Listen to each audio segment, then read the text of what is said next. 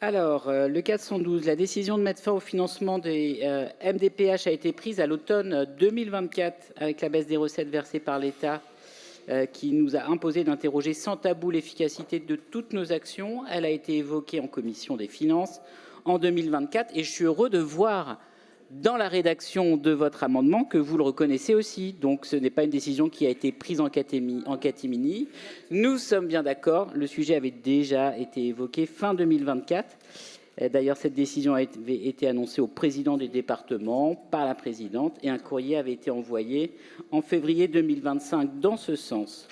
Aucune autre région ne subventionne les fonds de compensation des MDPH et l'Île-de-France était une exception. Une anomalie régulièrement soulevée par la Chambre régionale des comptes et la région le faisait avec un objectif clair. Nous voulions augmenter le volume des fonds disponibles pour les bénéficiaires franciliens.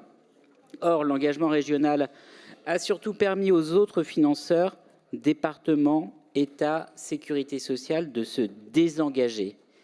Écoutez bien, 3 départements sur 8 ne finançaient plus le fonds de compensation. Voilà. C'est ce qu'on appelle un effet d'éviction. Certaines MDPH, et c'est le cas de Paris, assument clairement le fait d'avoir saturé l'enveloppe régionale avant toute chose. Et ce n'est pas ça le principe d'un cofinancement. Enfin, vous le savez si vous aviez quelques notions de bonne gestion, ce dont je doute. Autre anomalie, écoutez bien, autre anomalie, les fonds départementaux de compensation ne consommaient pas leur financement au profit des bénéficiaires. Non seulement les soldes des subventions régionales n'étaient pas appelés au-delà du premier acompte qu'on leur versait, mais encore les fonds départementaux franciliens présentaient à la fin 2024, accrochez-vous à vos sièges, un excédent cumulé de plus de 5 millions d'euros, soit l'équivalent de plus de 2 années de subventions régionales.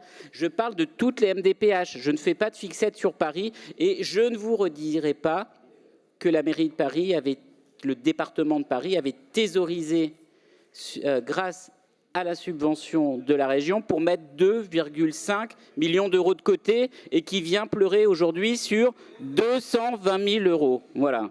Alors bon, je préfère vous le dire comme ça et en ces termes.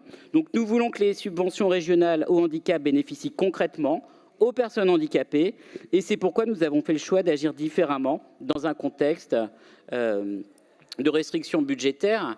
En d'autres termes, et pour vous le dire, pour que vous puissiez bien le comprendre, eh bien, je n'avais pas envie de financer la trésorerie des MDPH. L'argent n'était pas utilisé correctement. J'ai repris mon argent, je l'ai remis sur le handicap au profit des franciliens en situation de handicap.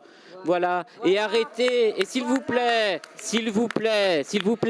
arrêtez de pleurer sur ces 2 millions d'euros. Je vais vous répéter 2 chiffres très simples et très faciles à retenir. Lorsque vous étiez à la tête de la région, le budget handicap, c'était 100 millions d'euros. Et avec nous, et on le verra demain, il est à 180 millions d'euros. Arrêtez de nous donner des leçons. Merci beaucoup. C'est pour toutes ces raisons que j'appelle au retrait ou au rejet, et en tout cas à la fin de l'instrumentalisation immonde de ce sujet.